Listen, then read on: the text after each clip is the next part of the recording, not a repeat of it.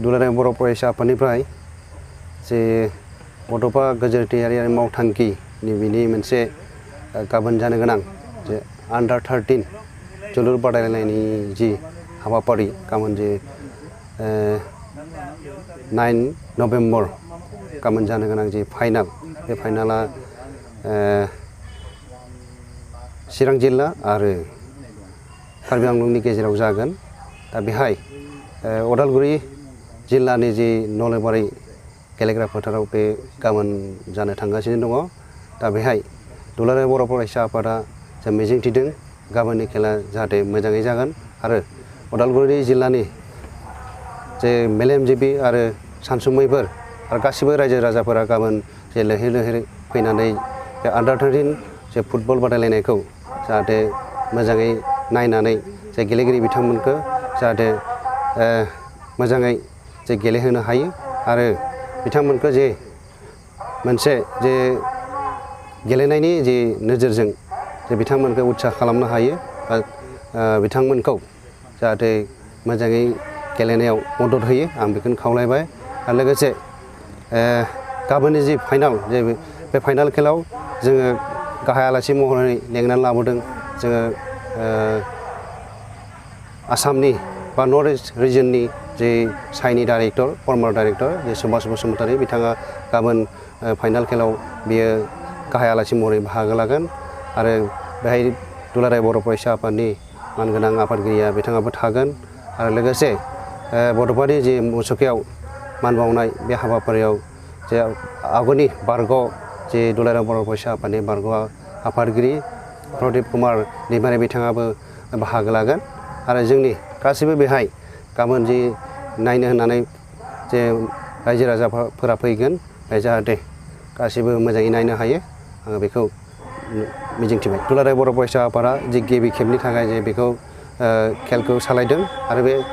थांखियानो जाहैबाय जोंहा फैबाय थानाय समाव बिथांमोनखौ लानानै जे बिथांमोननि जे केरियार बा एकाडेमिक लाइनाव जोङो बिसोरखौ लांनायनि जे प्रसेस बेयो जों सावरायबाय थादों आरो जेफोर जे गेलेगिरि बिथांमोना जे केरियारबो दानो हागोन आरो एकाडेमिकआव जे बिसोरखौ जोङो थिसननो हायोबा जे बिसोरनि एजुकेसन साइड आरो गेलेनायनि बिथिङाव जे मोननैबो फारनैथिंबो जे दावगाहोगोन जों बेखौ मिजिंथिदों आरो लोगोसे गभर्नमेन्टजों जोङो दुलाराय बर' फरायसा आफादा गभर्नमेन्टजों जे सावरायगासिनो दङ बिथांमोनखौ जे एकाडेमिक लाइनाव लांनो हायोबा जोंहा साबसिन जागोन जोंहा बेखौ मिजिंथिनाय दङ आरो फैबाय थानाय समाव बिथांमोना जाहाथे गेलेनायजों लोगोसे फरायनायाबो जे दावगानो हायो जों बेखौ मिजिंथिदों।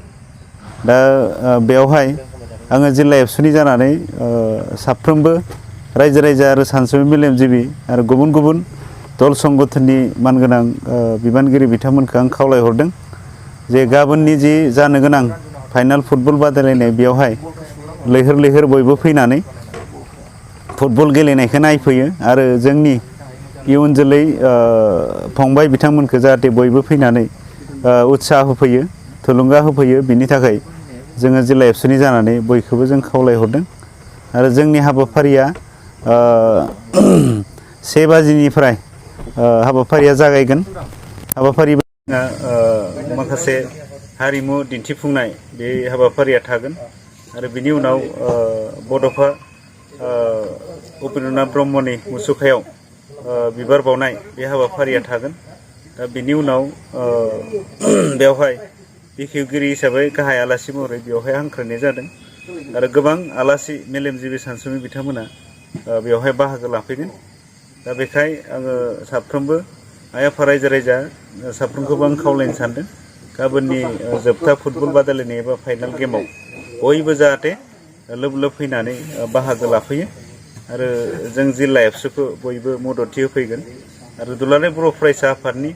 बे गेदेरथार मोनसे थांखि लानानै देग्लायनिफ्राय बे अंडर 13 फुटबल बादायलायनाय होनायखौ जाहाथे बयबो लोब लोब फैनानै मददथि होफैगोन एबा जाफुंसार होफैगोन होननानै जोंनिफ्राय खावलायहरनाय थाबाय।